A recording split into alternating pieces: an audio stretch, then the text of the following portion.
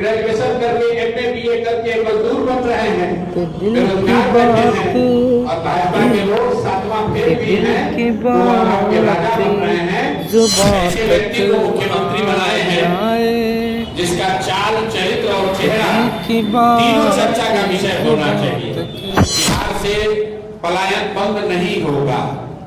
पलायन बंद इसलिए नहीं होगा कि अगर बिहार से 10-12 हजार रुपए में काम करने के लिए नौजवान लाखों की संख्या में नहीं उपलब्ध होंगे, तो 30 लाख से ज्यादा लोग गुजरात में मजदूरी करने के लिए मिलेगा कहां से?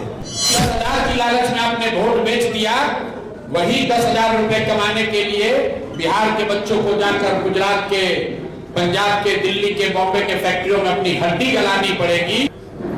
ज्ञान की भूमि बिहार को ये चाल, चरित्र, चेहरा का दावा करने वाली भाजपा का पहला सौगात है।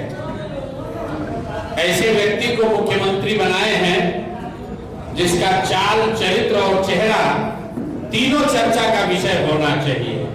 लेकिन ये नई भाजपा है और इन्होंने दिखाया है कि बिहार को अब गुजरात से चलाया जाएगा। मैंने पहले भी कहा था, मुख्यमंत्री कोई भी बने, अब बिहार को गुजरात से चलाया जाएगा, गुजरात के हितों को ध्यान में रखकर चलाया जाएगा। और इसका मतलब है कि बिहार से पलायन बंद नहीं होगा। पलायन बंद इसलिए नहीं होगा कि अगर बिहार से 10-12 हजार रुपए में काम करने के लिए नौजवान लाखों की संख्या में नहीं उपलब्ध होंगे, तो 30 लाख से ज्यादा लोग गुजरात में मजदूरी करने के लिए मिलेगा कहां से? तो जो आज यहां मुख्यमंत्री बने हैं, व्यक्ति की बात नहीं है, उनकी चाबी, उनका रिमोट कंट्रोल अमित शाह के पास होगा, जिनकी प्राथमिकता ये है कि गुजरात में 10-12 हजार रुपए में काम करने के लिए लाखों बिहार के लड़के ट्रेन में, बस में जानवरों की तरह बैठकर जाते रहें। आने वाला जो समय है उसमें गुजरात का आदमी फैक्ट्री में मालिक रहेगा और बिहार के बच्चे उन्हीं फैक्ट्रियों में मजदूरी करेंगे।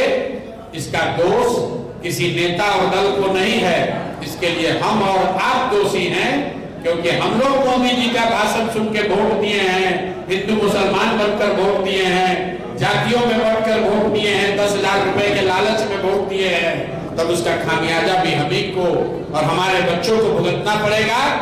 जिस 10,000 की लालच में आपने वोट बेच दिया, वही 10,000 रुपए कमाने के लिए बिहार के बच्चों को जाकर गुजरात के, पंजाब के, दिल्ली के, बॉम्बे के फैक्ट्रियों में अपनी हड्डी गलानी पड़ेगी।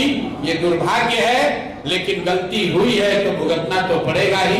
यही बात आपको आज बताने आए हैं। सर, एक लास्ट क्वेश्चन है, अपकमिंग इलेक्शन में भी यही चैलेंज है, कैसे दूर करेंगे आप? भाई, चैलेंज हमको नहीं दूर करना है, चैलेंज तो बिहार की जनता को दूर करना है। उनको तय करना है कि उनको मुख्यमंत्री के तौर पर कौन चाहिए। अब चेहरा आ गया सामने, अब देख लीजिए, आपके बच्चे ग्रेजुएशन करके MA BA करके मजदूर बन रहे हैं, बेरोजगार बैठे हैं, और भाजपा के लोग सातवां फेल भी हैं, तो अब आपके राजा बन रहे हैं। ये आपके वोट का कमाल है। 5 रुपया दैनिक, 10,000 रुपया मतलब 5.5 रुपया डेली, 5.5 रुपया डेली के आधार पर आपने वोट बेचा है। आपने वोट नहीं बेचा है, अपने बच्चों का भविष्य बेचा है। आपने वोट नहीं बेचा है, अपने बच्चों का रोजगार बेचा है। आपने वोट नहीं बेचा है, अपने लिए इंदिरा आवास और अच्छी स्वास्थ्य व्यवस्था बेची है। तो अगर गलत करोगे भाई, तो गलत ही होगा। कोई प्रशांत किशोर, कोई नेता, कोई दल बिहार को नहीं सुधार सकता है जब तक बिहार के लोग नहीं सुधरेंगे, जब तक सीमांचल के लोग नहीं सुधरेंगे, तब तक कोई बिहार को नहीं सुधार सकता है।